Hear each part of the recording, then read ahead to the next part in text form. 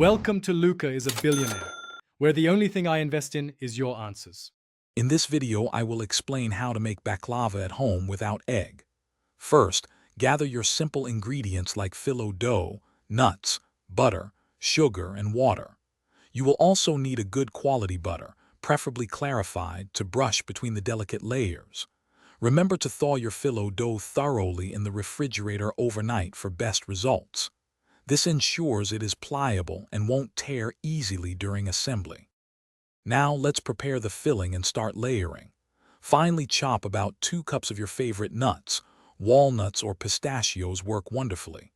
Next, brush your baking pan with melted butter. Lay down several sheets of phyllo, brushing each one thoroughly with butter before adding the next. Once you have a base, spread half of your nut mixture, then continue layering phyllo and butter, adding the remaining nuts in the middle.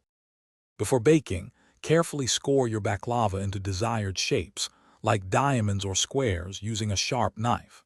This makes cutting easier after it's baked.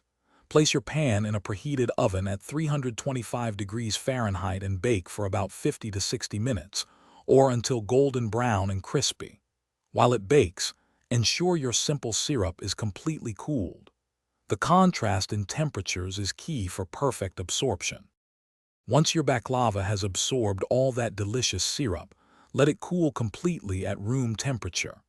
This allows the syrup to thicken and the layers to set, giving you that perfect, flaky texture. You can garnish your baklava with extra chopped nuts, like pistachios, or a light dusting of cinnamon for a beautiful finish. Store it in an airtight container at room temperature for up to 1 week. Remember to check the description for the link to the Echo Dot smart speaker and other great deals. Thanks for watching and please subscribe. It's the best investment you'll ever make.